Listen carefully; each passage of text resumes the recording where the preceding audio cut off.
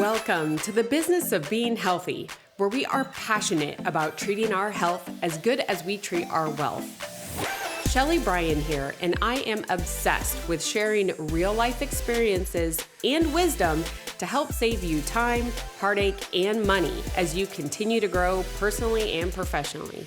Twice a week, we push aside that BS to take massive intentional action. And I promise by tuning in, you will receive the straightforward talk you've been waiting for, filled with actionable steps that will inspire you to achieve the health and wealth you desire while you are building your empire. Well, today's episode is going to be definitely one for the books. My guest made such an impact on me. I attended an event here in Scottsdale, and there were only two speakers that, one, I walked away from like fully moved by the impact they made, not only on me, but you could see in the audience, but two, just had such a way of telling their story that I knew I had to have today's guest, Sarah Foley, on today. So Sarah, welcome to the show. Thank you so much for taking time out of your very busy schedule to join us, and welcome here to the business of being healthy. Oh, I'm so grateful to be here, and I'm so grateful to know that it was moving for you. So thank you. Absolutely. And we'll get into this more, but you have a really unique story. And I know that we'll talk more about storytelling later, but just overall, you are now known as the vertical blonde. Help us, if you would just share as we're welcoming new people to your community, a little bit about you and where you are right now as vertical blonde. Oh, I love Vertical Blonde. She has an energy all her own. I will say that. So back in 2012, I was in a four-wheeling accident that left me paralyzed. And that story, that accident, everything about it was beyond life-shattering. And I think we've all gone through something where life just all of a sudden was no longer the way it used to be. And it's a huge identity shift. And for a really long time, I'm talking years, I really struggled with who I was and if I could still be all the things that I used to be before I was injured, because I had a really bad view of what disability meant and what people with disabilities and people in wheelchairs. And I had a really ugly view of what that looked like. And I had this thing in my head that I could no longer be fun or energetic or healthy or successful or pretty or sexy. I couldn't be these things because I now have this disability. And so over time, I got to meet some really neat, I call them healers in my story, therapists and dance instructors and people that just got really back in tune with who I was. And I created this identity of Vertical Blonde. And she was everything that I was trying so desperately to be. I wanted to reclaim my life and my sense of identity back. And every time I would call myself Vertical Blonde, I would sit taller. I would make better choices of what I ate. I would be with different people. I would speak differently. I would hold myself and carry myself so differently. It was just this different energy that I had. And I began to embody her on this regular basis to the point where the lines sort of blurred and I no longer could see where Sarah and the old life ended and Vertical Blonde began. It just was now who I was. And so Vertical Blonde truly saved my life. This sense of identity and this permission to actually decide who I wanted to be through this life-shattering experience, that became this iconic identity. And now that's what I teach on and what I kind of went into like the rabbit hole of why is this working? Why is this, I kind of did it on accident, only to find that it's what a lot of great coaches even teach. And it's what Tony Robbins teaches. And it's like, there's so much science and just there's so much behind it of why it was actually working. Well, Sarah, I really love you sharing that story. And there was a couple things that stood out, but one of the things was identity. and really how you went through various identities, then creating the identity of Vertical Blonde. But I got to imagine, I know me personally, there's been some messy times that I have had when it came to my identity. Could you just share a little bit more how that experience really shaped and maybe even some of the messy part, but how you've been able to work through that to get to where you are now? Yeah, identity is a funny thing. Once we get kind of grounded in something, whether it's a label or a title or something, it can sway us in either negative or positive ways. Mm-hmm. And the hardest part was that I really loved my life before I got hurt. So much that literally the morning of, I'd gone on a hike with my boyfriend who was there through the accident and everything. And I stood on top of this mountain and said, my life is perfect. There's nothing about it I would change. I literally said those words out loud, and it's like almost haunting at this point. And then everything about my life I hated. I had to relearn how to do everything. And I think the most disabling part was that I had this global belief about what disability meant. And I think that we don't understand that we don't have to follow that, right? We have a global belief of what it looks like to be a wife. And then when we get married, we think we have to be that way. Or maybe we're divorced and we're a single mom and we've got this belief about a single mom and what that looks like. Now we've got these beliefs that are kind of running the show until we wake up and say, I don't want that. I can make this look however I want. I can do this however I want. I've got pure freedom in that. But I have to be willing to face whatever part of me is not willing to look at it in another way. And so you kind of, for me, it was just like scraping little by little away that old sense of identity of disability and even the old sense of who I thought I used to be and what I thought life was going to look like, and being able to allow that to just get scraped away and almost with this blank slate say, this right now is my life and I get to make it whatever I want. Mm-hmm. And I think that's the true meaning of acceptance too. Because for a long time, they would just tell me that acceptance was key. Get to this point of acceptance, accept this is now your life. And I used to think that that meant I had to like having a disability, but it simply meant that I accepted this is what life was. And now I got to use that as my starting point versus trying to start in the past. Oh, that point is, I think, the most powerful. And, one thing I just want to touch on, just to help really paint the picture for all the listeners, is your life previously. So share a little bit about it. And I highly recommend, I will absolutely link your Instagram in the show notes. But you had a clip on there of like all the work that you did. Share a little bit more about that. Cause I really want, this is a dramatic thing, like without a doubt, but what you were doing to now, like it's incredible. So share a little bit about your past. Yeah. So I was a television host for many years.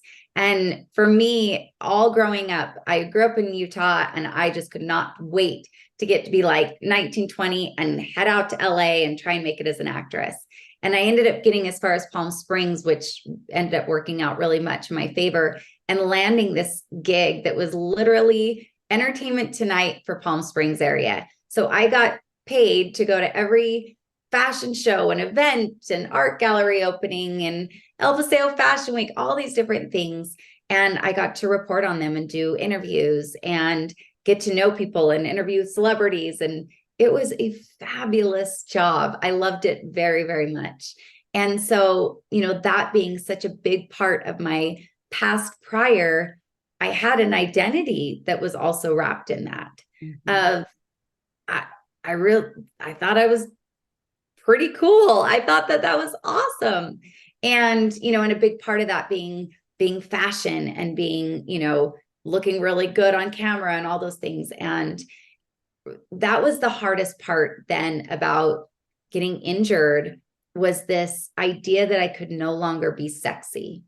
That was the hardest one for me, because little by little, I was like, okay, I could be successful. Yeah, I could be fit. I could be all these things, but sexy, like there's no way. And that, that affected my relationships. That affected so many things, as feeling like a sensual, sexy woman and having to reclaim that again. So yeah, life was very different. And yet it very much set me up for what I do today.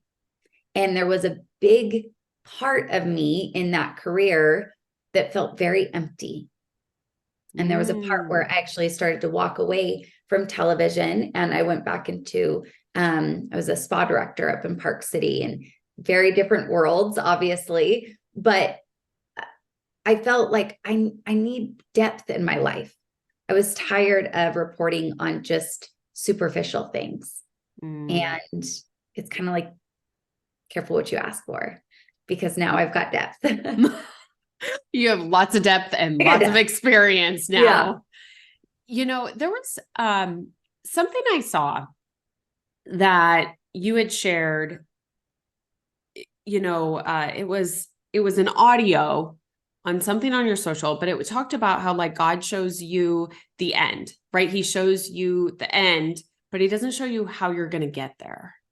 And you just hit on the fact that you were like, I needed more depth. Be careful what you ask for. And I want to get your opinion on like your thoughts on that a little bit more, because that really hit me. And if you've been tuning in for a while, I am blind in one eye. And that happened to me at the peak, right? I had just gotten engaged to the love of my life. I had a brand new job. We bought our first house, like all these amazing things. And I wake up one morning and I'm blind in one eye. And I have never, I'm still blind in this eye. It was 19 years in October. And it was definitely a changing point in my life that I needed. I now can say I needed it. It had to happen, or else something worse was going to happen. And so I would love for you to kind of share a little bit more, because that hit me like a Mack truck. So share a little bit about that, because the journey, and I think, is where all the good is. Oh, it's so juicy. And yet we're like, but I wouldn't do it again. Like, okay. I agree. In that audio, I've listened to that audio myself so many times. It hits me in exact the same way. And to kind of sum it up for people, it's this beautiful man's voice. He's got such a way of speaking, this voice. And he says, God's going to show you the vision. He's going to show you what to search for or what to strive for. He's going to show you these things that just like light you up from the core. And that's the direction you're supposed to go.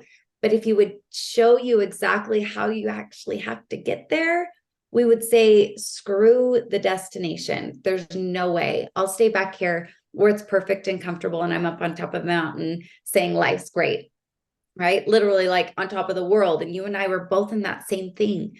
And I think that there's something to that. I don't know what your beliefs are, but yep. I do believe that in those moments, and it's not in a mean way that it's done. It's in if you think that's great, just wait. Just wait, because there's going to be so much more depth and richness and gratitude in your life, because you're going to know exactly what it feels like to not have it. And it's like, we can't appreciate the sweet without the sour. We have to have both. And I just fully believe that. And I look at my life, and some days I'm like, oh, this wheelchair, and I would just love to stand up and pull my pants up normally once. That would just be so convenient. And yet it's become like my magic carpet. It has gotten me more opportunity, more depth of my life, more richness, more beauty, more deep, meaningful relationships. It's given me so much. And yet I also had to be the one to use it in that way. Yep. I mean, you hear Ed Milet and other people start talking about, like, things, it's not like it happened to you, it happened for you. And you can hear it in how you speak of, like, where you are now, and the impact you're making now is the depth that you were speaking of that you didn't have when you were what looked like, right, the perfect Instagrammable, like, social life and doing all of the things. And that's why I think that there are certain times, and I know that the listeners right now, you might be in that valley. You might be in that part where you're like, holy cow, I don't know that I really want to go to that destination, because, like, it's so hard right now and I don't see through the other end. And if you were to give some advice to somebody that, and maybe it's a business, right? It doesn't have to be some big disability, right?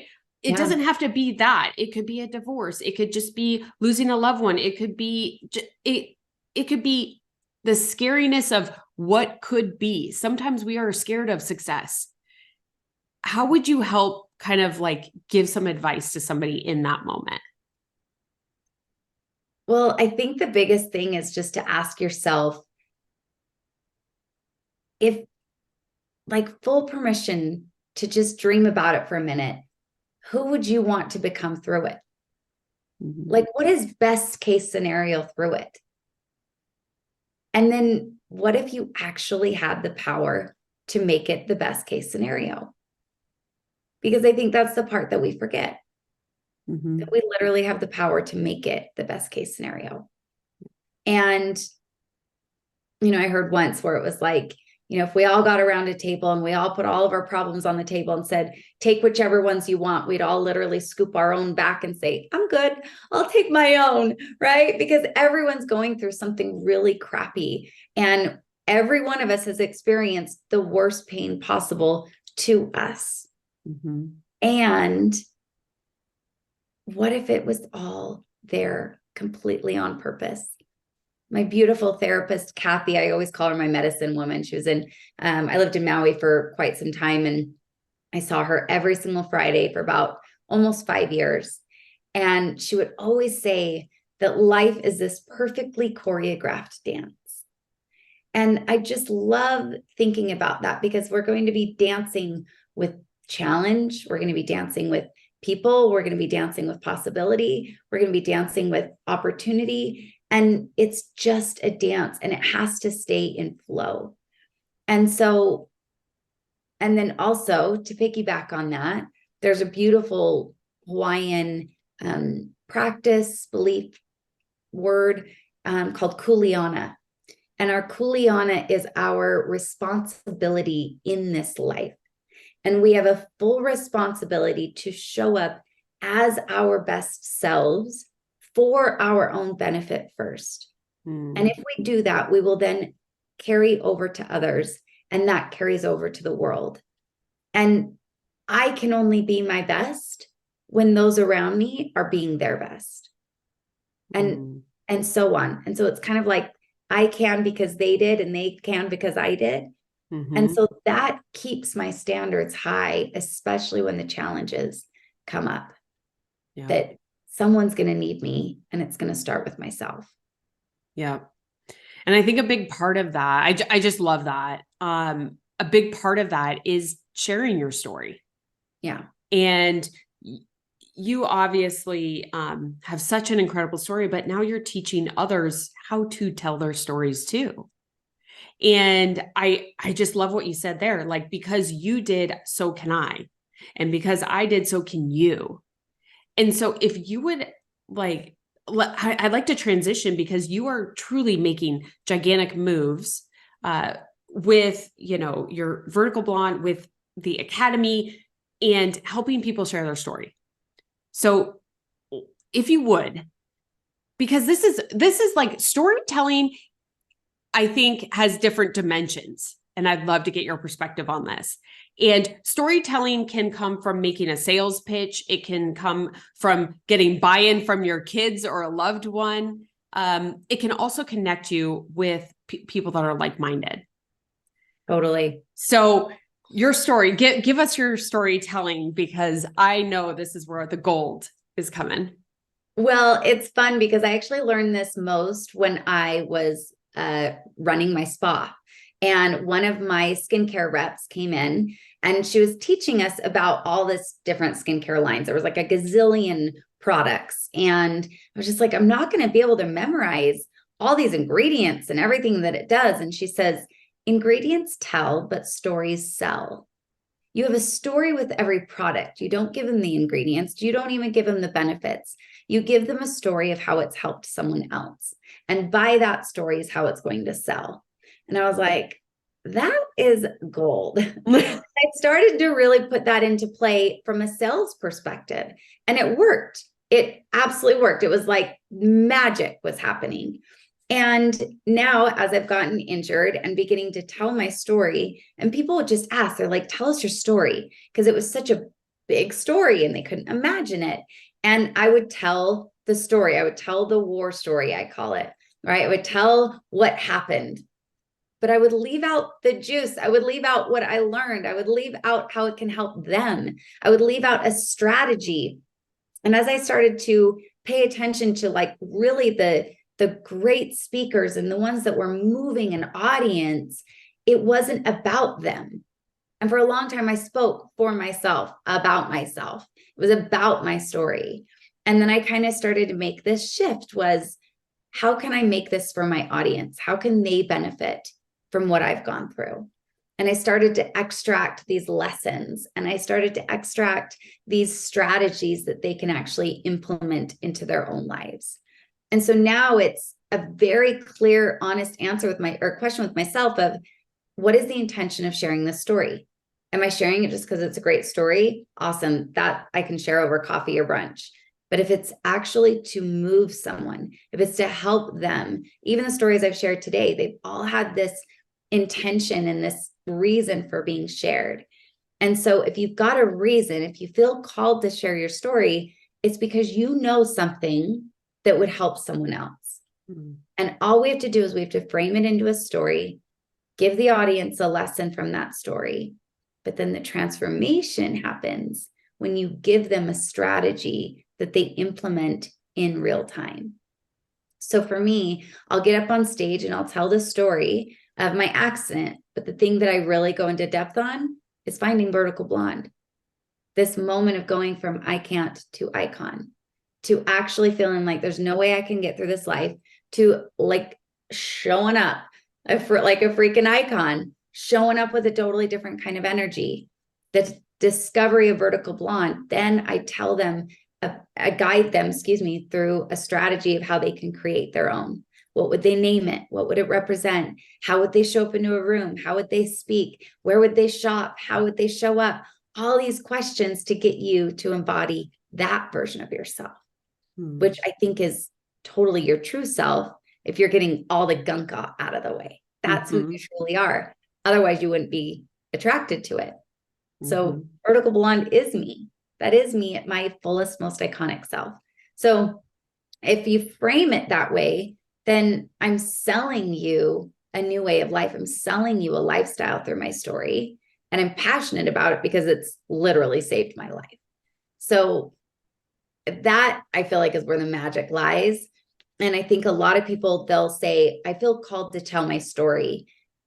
But then they go into like this timeline. Then I did this, and then I did this, and then I did this. And you see the audience's head start to nod off because they're like just following these bullet points. When instead, if you can literally drop your audience in to a moment in time and you sort of peel the roof back and you let them in on what was happening in that moment and how you were changed and how you were transformed.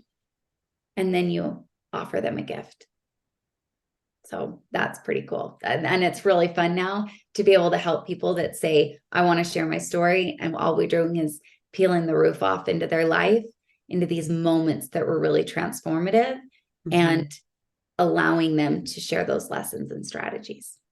Yep. Now, I have so many questions on this, but the first one that I know someone is probably thinking that's listening is, I don't have a story.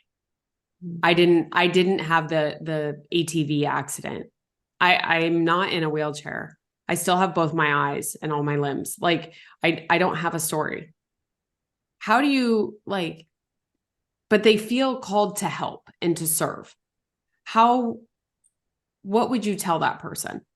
This is literally the question that I get asked from every single one of my students, because they'll do that, be like, I feel called, but I'm not in a wheelchair. Like they'll start to compare war stories, right? And it's like, stop it. No, we're not comparing stories. We go into the lessons first. What do you need people to know that you learned in your life? And then also, what are you the living proof of? This is the kicker. What are you already using in your regular life that is helping you to be your best self? What is it that you've learned? Maybe it's a concept, maybe it's a strategy, maybe it's a meditation that you use. Like, actually, the simpler, the better. If we make it too complicated, then the audience loses interest and they feel like they can't follow. So we don't go to the story first. We go to the lesson first. We go to the lesson first, and then we backtrack and we say, what is the moment in time when you learned your lesson? That's the story we tell, because that builds trust with our audience too. That lets our audience know why we are capable of teaching them this new strategy and lesson. And when you say audience, because you speak on stages, you have this big platform, but audience could mean different things. Oh, yeah. Right. And my audiences started with an audience of 5 in a living room, like literally speaking at a kitchen table with an audience. That's where it begins. And that's where you actually put in the reps. So many people want to begin charging and on stages of thousands from the get-go. And I'm like, you will collapse if that's where you start. You won't be able to handle it. You have to put into the reps. You have to speak for quote unquote free for a while, because what you're doing is you are proving to yourself the value that you hold. Because as you start to pour value into your audience and you do it with poise and it's strategic and you're able to really lay it out there and you see the change in your audience, now you believe in what you've got to say. But it's like you have to show up and do it to prove to yourself you've got it. So we show up to the kitchen tables. We show up to Instagram when no one's watching. We show up to small retreats of people gathering. We show up at dinner tables. That's where it begins. And then all of a sudden people are going to start saying, here's a mic. I need you to go bigger. I need you to go bigger, because they're going to start seeing the worth. Every single, and I mean this, every single speaking engagement I have given has led to my next. I don't doubt that one bit. I can't get the next until I do the first. So I speak as if someone in the audience is giving me my next engagement, and it always happens. So for me, I show up every single time as if I was just paid $20,000 and it's an audience of 20,000. That is how I show up. That is energy I show up. That is what I give every single time I get on stage. And little by little, the stages have increased, the audiences have increased, the amount of payment is increased, everything's increased little by little. Yeah. Well, and I think that even because that it's getting in the reps, right? On any new skill in anything, and storytelling, especially the way that you explain it, I think is so great. And I just highly recommend everyone go back and listen to that piece, because your audience could be that, or your end goal could be that next promotion, right? It might not be an actual physical stage, but it could be a hypothetical stage, right? It's that next position and how you're going to present yourself, how you're going to build trust even within your organization. If you're leading a team, right? It's not necessarily the physical stage, but you're on a stage in front of your team and they're looking to you not only to just lead, but to be able to connect. Yes, 1,000%. There's some that are in the academy who are, literally, it's the stage of life. It's the stage of their home that they really want the confidence to show up as their iconic self. They want to embody a new energy. They want to be able to speak fluently to their children. They want to be able to connect with their spouse. That in itself is a huge stage. Like Mm-hmm. that's the ultimate stage right there. And Mm-hmm. really the goal is that who you are at home when no one's looking, every door is closed, and who you are on stage is the exact same person. That's the goal. So if we can get that fully aligned and you are embodying that version of yourself, no matter where you are, then when you're on stage, it's effortless. It's free flowing. It's like, yes, I got to prep because I got to know my audience, but honestly, it's about getting up there and being really true to myself, true to the lessons I already know, true to the things I already do day in and day out. Then imposter syndrome can just like fluff off because it's non-existent at that point. Yep. Yep. And let's talk about that energy, because I know energy is huge. And I love that you said it's kind of, it's like something we live here. It's like one of our core family values is how we do one thing is how we do everything. Right. So it's not like we are clean over here, but we're not over here, So I love that. It's like you talked about that energy at home and the energy like on stage, because I feel like whether your stage is a phone videoing, right, or a Zoom or work or a physical stage, like whatever it is, if you are one person out there and then someone different at home, you're not getting in the right reps. Totally. And you'll be mortified if your family ever comes to see you on stage because you're going to feel like the biggest fraud of ever. You're going to be like, Mm-hmm. oh, they know the real me. Mm-hmm. So it's like getting it in the reps at home is the most important stage of your life. So there's two things that I say on a regular basis. And yes, I have to remind myself this all the time. Like I am not perfect. There's still mornings that I struggle. Actually, our academy, we've got this couple that is doing it, and they are personal trainers, and we do personal training as a group twice a week. And the group decided on 6 a.m. Miss over here is not a morning person. So I have to tell myself every single Monday and Wednesday, I have the energy for this. And so I say, number one, our energy is our currency. It is truly how we're transacting with life.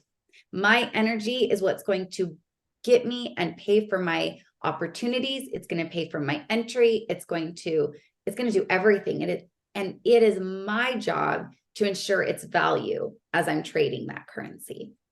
So my energy is my currency. And that's why the very first lesson in the academy or anyone I work with is your iconic identity. What is its name? What does it stand for? What does it represent? How do you know you're embodying it? Like truly getting at the heart of what Vertical Blonde was for me, that is for them. And they have their name. They know what it represents. All I have to do is say a name and their whole energy shifts, right? So it's a practice because we practiced being one way. Doesn't mean it's who we are, simply who we practiced being. So if we can practice this new energy, then it's going to be, again, effortless on stage. Mm-hmm. And then the other one is living ready. So every single day we wake up and we imagine and we anticipate the biggest opportunity of our lives is showing up today. We don't know where it will come. We don't know what time it will knock. It will be in the Starbucks line. It could be in the grocery store. It could be on stage. It could be anywhere, but the biggest one of our life is happening today. So every day we get ready with that energy. We get dressed as if we're going to be on film and cameras on, lights, camera, action. We get ready with that energy and we pour into our body. We stay healthy. We work out. All of this is in an effort to live ready for those opportunities. And then what happens? Opportunities are everywhere because we're creating them. If we're ready for them, we're going to hear different things in conversation. We are going to make phone calls. We're going to jump on Zoom instead of like grabbing our camera because we feel inspired and then looking at it and be like, oh, heck no, click. We got to go get ready first. Instead, we are ready. We are constantly ready. And it's fascinating the opportunities that will happen that we would have missed had we hadn't been ready. I really love that because I think that there's so much to that, because when you're ready and you step into a room, you're going to attract that level of energy will also attract people that are ready.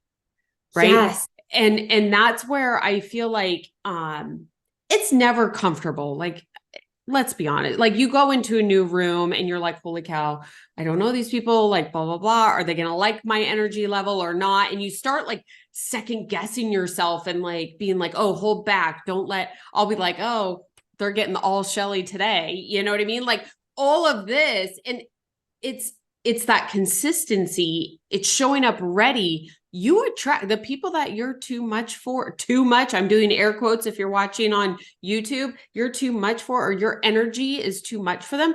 That's okay. Those aren't your people. You don't have to be liked and approved by everybody that you come into contact with. But those that are matching that level, that are showing up ready, like you said, that's who you want anyway. That is totally who we want. Yep. Like attracts like.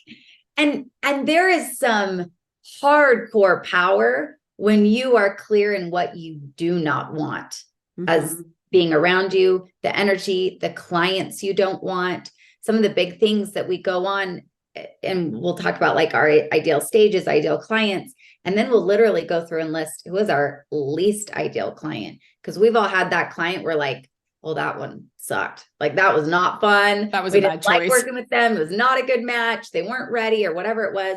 Bad energy. But getting really clear on who your stuff is not for gives you even more power. And what it does is it gives your clients and the people that are around you confidence in your standards. Like it is, I had never done it in this way before, but at my last event was just in October. And before I got ready to really kind of let them know about the academy, and it's kind of coming up to pitch time and all that in the event, which I used to very much shy away from, and I'd get really scarcity mode and like, just buy my crap, just somebody please buy, that kind of mode.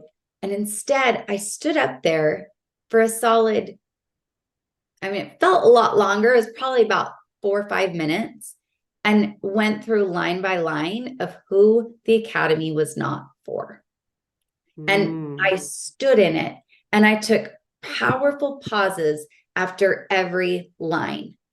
Things as detailed as, if the first thing out of your mouth is a complaint, this is not for you.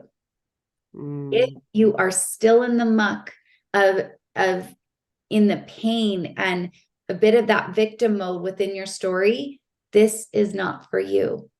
And then I had people in the audience raise their hand if they are healers or have things that are for those people that are ready to get out of the muck. So it was this like abundance mindset of, I've got someone for you if this is not time for you. And it was really, really clear. And the people that signed up came up and they said that that was one of the most powerful moments of their lives. One, to watch someone who is so confident to say no to the wrong money. And then also they knew the standard of the people they'd be going through the academy with. It was amazing. I pat myself on the back for that one. It was truly beautiful. And I'd never felt so confident in my life. I actually think that's even a skill, right? Or a strategy where you are feeling like it's time to pitch, or it's time to close the deal, right? Whatever your deal is being so confident in who this is not for. Like going through that, I think that is like a huge piece of gold from this conversation right now, is just being so confident in who you're not for, but being comfortable with it. It is okay. I think that oftentimes when we get in these groups, we're like, I have to change who I am so I can fit in and be well liked by all. And I would say that's probably one of the biggest things that I've gone through this year, just so everyone's hearing it, like this isn't, like, Sarah, your story is incredible, but we've all have these periods of transition. And so if you're tuning in right now, like, that was one thing I always tried. I worked in corporate so long, right? So I always made sure to fit into my box. And it was like, here's this box, don't push it. I would always push it a little bit, but I feel when I get into these group settings, I'd be like, okay, I'm going to have my filter on. I'm going to, not do this or not do that. And then I'm like, I finally just got to this point that I don't know if it's because I'm in my 40s, enough gray hair. I'm just like, this is me, period. And I think finding out who we're not aligned with is a blessing. That is a blessing. It's a huge breath of fresh air. I think by the time we hit 40, because I hit 41 this year as well. And it was kind of that feeling of, I don't have a whole lot of time or energy for that which is not aligned. And I am totally okay. I'd rather be alone than with the wrong people. Like, I just don't have the energy for it. My energy is too valuable. And I think that comes from us finding our worth, us really sinking into what value we have and why we're here on this earth. And it's almost like, move out of the way. I got things to do. I got people to help. I got things to serve, got people to speak to. Like, get out of the way if you're not serving that. And guess what? There's someone out there for you. Mm-hmm, And, mm-hmm. Especially in like the coaching world and speaking world, it's getting really, really saturated. And that's kind of a nice thing, because I think that different people need different coaches. Different people need different speakers. I'm good friends with multiple other speaking coaches. And it's like, yeah, people that need me and resonate with me, awesome. If I'm not for you, I got a list of other people that you can connect with. Mm-hmm. And that even, it feeds, like, knowing who you align with is truly an abundant, and knowing who you don't is an abundant mindset, because competition is great. That is a great thing. There needs to be many options out there, because we are not all the same. And so to your point, the stories are not going to resonate. Now, I would love for you, because one thing I've heard a lot this year was like, become like the person you want to be. Like, who do you want to be? How would that person dress? How would they look? How would they do certain things? Where would they shop? And I know that this icon, right, and Vertical Blonde, and we started the conversation a little bit with this, but I want to dive in a little bit more, because I've never heard anyone explain it this way, is like, who is that person? Right. And I love that you named her, and you could literally feel yourself become her, right? It almost wasn't this fictitious person anymore. And it's not an alter ego either. Mm, People do that a lot, but then it's just like you're practicing putting on a mask. mm-hmm, mm-hmm. Whereas if I'm really honest with myself and I release the limits, I release the limiting beliefs, and I truly ask myself, who am I at my core, at my best? I am Vertical Blonde. Mm-hmm. It's who I am. So that therapist I referred to, Kathy, she, the kind of therapy that she did was called parts work, IFS therapy, internal family system. Gabrielle Bernstein's wrote a great book on it, actually, called Happy Days. She talks all about IFS therapy. I highly recommend it. And what you're doing is, we all have these different parts of us, right? We've got like the injured little girl part. We've got the manager part that wants to control everything. We've got the wounded part, the driven part. Like, we've got all these parts. And what happens, especially when we're all up in our head, is all the parts are trying to accomplish the same goal in different ways. They're all trying to keep us safe, right? But they all think that they've got a better way to handle it. And so every time when I would get into my session with her, she would ask kind of the same series of questions. I would get to close my eyes. I would journey inward with the goal of getting in touch with my core self. Not all these parts that are trying to drive, but the true essence of who I am. And what we would do is she would ask, like, which part needs you the most? And I learned how to be my own healer. I learned how to be my own partner, like I was vouching for myself. And I would learn which part was feeling wounded or feeling stressed out, which is why they were kind of on hyperdrive. But the whole thing was to get to the essence of who I am and learn that I've got me. I've got me. And that's who Vertical Blonde is. She's me at my core self when nothing is limiting me. And so I started to use her as like this true north of what would Vertical Blonde do in this situation? Because every day we've got this angel and a devil on our shoulder as we're trying to navigate all these different decisions and things to do. And do we play it safe? Do we play big? Like we're in the muck all day long. That if I just simply close my eyes and ask, what would Vertical Blonde do? It's a gut check. I know who I am. Like it's the gut. It's not up in my head. It's my gut. And so that's what Vertical Blonde became for me. And I love, it's not just that, you hear about like, decide who your perfect client would be. And like all these, it's kind of like fluff. You really nailed it down. And you took what was in you, your strength that you own, and put it all into Vertical Blonde. You had that guiding North Star. I just think that is so incredible that not only that you did that for you, but now you're helping others do that very same thing. And I know that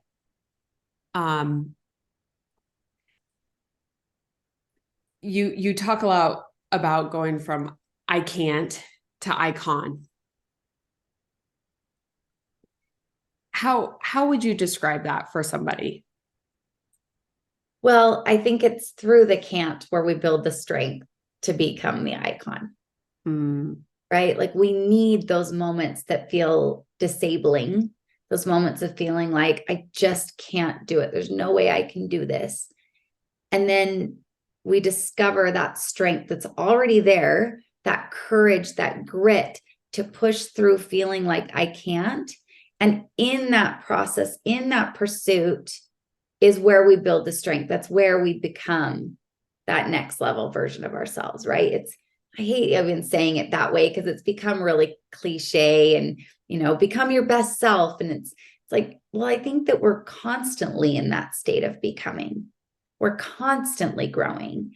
And we need those feelings of I can't, because that is where we build the confidence. I always say that confidence is an action word because it's only gained through the action. We don't have the confidence first. We have it afterwards. So this I can't to icon is truly the pursuit of becoming your best self. Oh, I hate even saying that way. Don't say it. Just own it. Just own it. Your iconic self, right?